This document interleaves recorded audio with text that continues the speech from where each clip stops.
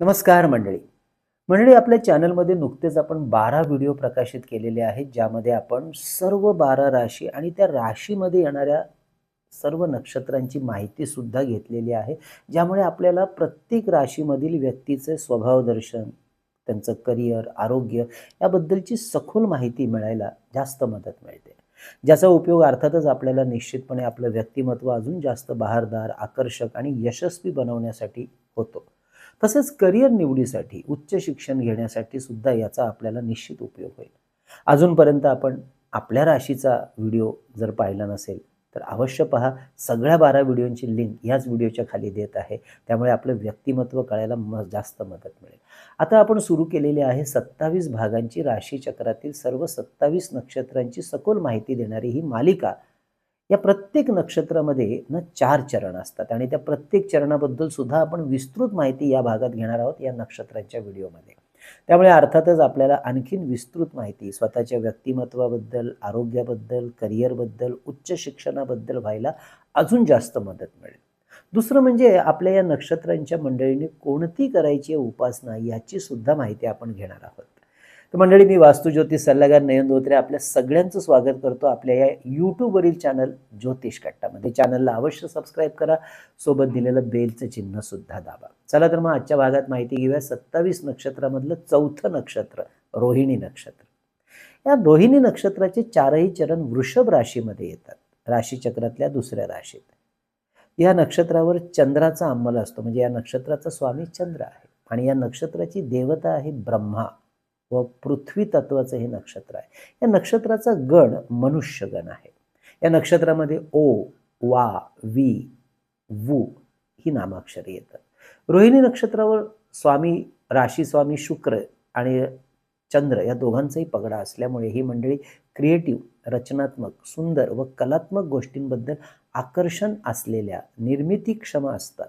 ह्याच रोहिणी नक्षत्रामध्ये भगवान श्रीकृष्णाचाही जन्म झालेला आहे. प्रोडक्टिव्हिटी असणाऱ्या या नक्षत्रांच्या जातकांचा स्वभाव असतो. अत्यंत भावुक स्वभावाच्या या व्यक्ती असून सौंदर्यवान, आकर्षक व्यक्तिमत्व ही त्यांची खास ओळख असते. धनधान्य संपन्नता, विद्वान, बुद्धिमान, दानशूर, धीरगंभीर, धार्मिक वृत्तीच्या, सौजन्यशील, सुसंस्कृत असून स्पष्ट बोलणारे असतात. राजकारण, समाजकारण यामध्ये मध्यस्थाची भूमिका अत्यंत उत्तम रीतीने ही मंडळी निभावताना दिसतात. एखाद्या व्यक्तीबरोबर मैत्री केली तर अगदी शेवटपर्यंत आपली मैत्री निभावताना दिसतात. परंतु यांचा कोणी विश्वासघात केला तर मात्र त्या व्यक्तीला शेवटपर्यंत माफ करत नाही.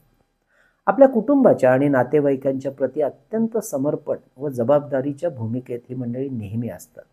यांच्या सर्व आवडीनिवडी, इच्छा पूर्ण करण्यासाठी प्रयत्नशील राहतात. आपल्या जीवनात यश, संपन्नता, सुख, ऐशो आराम, स्थिरता आणण्यासाठी सुद्धा तितकीच झटणारी असतात. आपल्या कार्याप्रती, आपल्या संकल्पपूर्तीप्रती अत्यंत जिद्दी स्वभावाचे असतात. एका शब्दात रोहिणी नक्षत्राबद्दल सांगायचं झाल्यास, रोहिणी नक्षत्र म्हणजे ग्रोथ, संपन्नतेची सतत होणारी वाढ. व्यवहारातील कोणत्याही प्रकारच्या गोष्टींचे योग्य असे नियोजन, प्लॅनिंग करण्यात ही मंडळी अत्यंत हुशार असतात. श्रीकृष्णाच्या महाभारतातील नियोजनाचं उदाहरण आपल्यापुढे आहेच. शुक्र ग्रहाच्या राशीमध्ये हे नक्षत्र येत असल्यामुळे व्यापार उद्योग करण्यामध्ये, आर्थिक क्षेत्रामध्ये, स्वतःचं कार्य उभारण्यामध्ये या मंडळींना विशेष रस असतो. यांना कोणी उत्साहित केलं, प्रेरणा दिली, प्रोत्साहन दिलं, प्रोवोक केलं तर त्यांच्या कार्याचा वेग कोणीही थांबवू शकत नाही. जीवनाच्या सुरुवातीच्या काळात मात्र यांच्या कार्याचा वेग, प्रगतीचा वेग हा काहीसा धीमा असतो, संथ गतीचा असतो. अशा वेळेला आणि अशा प्रसंगात स्वभावामध्ये थोडीशी नाराजी राहते. यांना आपण फॅमिली मॅन अवश्य म्हणू शकता, कारण आपल्या कुटुंबाबद्दलच्या संवेदना अत्यंत तीव्र स्वरूपाच्या असणारं हे नक्षत्र आहे. आपल्या कुटुंबासाठी काही पण, तरीही आपले हाती घेतलेलं कार्य याला ही मंडळी नेहमीच अधिकचं प्राधान्य देतात. कर्मनिष्ठा आणि कर्मप्राधान्यता हेच यांच्या व्यक्तिमत्वाचं प्रमुख वैशिष्ट्य आहे असं म्हणायला हरकत नाही. यांच्यामध्ये नेतृत्व करण्याचं सुद्धा कौशल्य अप्रतिम असतं. या नक्षत्रातील महिला अत्यंत सुसंस्कारिक असतात. त्यामुळे आपल्या कुटुंबातील सदस्यांना, विशेष करून लहान मुलांना आधीपासूनच चांगले संस्कार देणाऱ्या असतात. त्यांना ड्रेसिंग सेन्स अतिशय उत्तम असतो. आपल्या कुटुंबावर, मुलांवर, पतीवर अत्यंत मनापासून प्रेम करणारे असतात. मात्र ज्यांच्या मूळ कुंडलीमध्ये शुक्र ग्रह अशुभ स्थितीमध्ये असेल, बिघडलेला असेल, त्यांच्यामध्ये मात्र थोडी आत्मप्रौढी, इगो, पराकोटीचा निर्माण होताना दिसतो. तसेच या नक्षत्रावर अशुभ ग्रहयोगांचा प्रभाव झाला असल्यास ही मंडळी दुसऱ्यांचे दोष काढण्यातच धन्यता मानणारे सुद्धा असतात. मात्र अशा वेळेला यांना यांचे दोष कोणी दाखवलेलं चालत नाही, आवडत नाही. या मंडळींसाठी कला कौशल्य, संगीत, लेखन, साहित्य, एखाद्या कंपनीमध्ये CEO, फॅशन डिझायनिंग, अभिनय, कला, फिल्म निर्मिती, क्रिएटिव्ह सेक्टर, जाहिरात, ॲडव्हर्टिजमेंट्स, ॲप डेव्हलपर, राजकारण, समाजकारण, मध्यस्थ म्हणजे कोणत्याही क्षेत्रातले एजंट, पाण्याशी संबंधित कामकाज, द्रव पदार्थ, दूध दुभतं, डेअरी प्रॉडक्ट्स, वनस्पती, नर्सरी, शेती, फळं, ज्यूस, भाजीपाला, त्याचप्रमाणे अन्नधान्य, किराणा दुकान, हॉटेल, खानावळ असे व्यवसाय किंवा या क्षेत्रातील नोकरी, कामकाज या मंडळींसाठी लाभाची राहते. थोडक्यात ज्या कार्यामध्ये मेहनत आहे, क्रिएटिव्हिटी आहे, आर्ट आहे, कला कर्तृत्व आहे, कला कौशल्य, कर्तृत्व, नेतृत्व, कम्युनिकेशन, मध्यस्थ अशा गोष्टींची आणि गुणांची आवश्यकता आहे असं कोणतंही क्षेत्र करिअरसाठी या मंडळींना उत्तम राहतं. या व्यक्तींसाठी वय वर्ष 38 ते 50 हे शुभ परिणाम मिळवण्यासाठी विशेष खास वर्ष समजली जातात. यांच्या आरोग्याच्या संदर्भात म्हणायचं झालं तर रक्तदोष, मूत्ररोग, मधुमेह, स्किन ॲलर्जी, कफाचे आजार, छातीचे आजार, मानसिक आरोग्य, डिप्रेशन, तर स्त्रियांच्या बाबतीत मासिक पाळीचे आजार, पुरुषांच्या बाबतीत वीर्यशक्ती म्हणजे स्पर्म काउंट याबद्दलचे आजार जरा जास्त सांभाळावे लागतात. साधना उपासना यासाठी या मंडळींनी पौर्णिमा व्रत तसेच चंद्राची मंत्र उपासना म्हणजेच ओम सोमाय नमः आणि ब्रह्मदेवाची मंत्र उपासना म्हणजेच ओम प्रजापतये नमः या मंत्राचा जप रोज कमीत कमी 1 माळ अवश्य करावा. या मंडळींनी आपल्या पूजास्थानात म्हणजे देव्हाऱ्यात सर्व कार्यसिद्धी यंत्र, वास्तू इंद्राणी यंत्र अवश्य पूजेत ठेवावं. त्याचं पूजन करून रोज दर्शन घ्यावं. आता आपण जाणून घेऊया या नक्षत्रामध्ये जे 4 चरण आहेत त्याच्यामुळे त्यांच्या गुणवैशिष्ट्यांमध्ये जरा निश्चितपणे सूक्ष्म असा बदल दिसतो. पहिलं चरण, यामध्ये जन्म घेतलेल्या व्यक्ती अत्यंत दानशूर स्वभावाच्या असतात, फिजिकल प्लेजरबद्दल आग्रही असतात.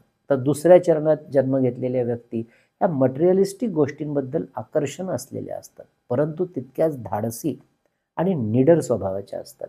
त्यामुळे कोणत्याही कठीण परिस्थितीमध्ये मुकाबला करण्याची या मंडळींची नेहमीच तयारी असते.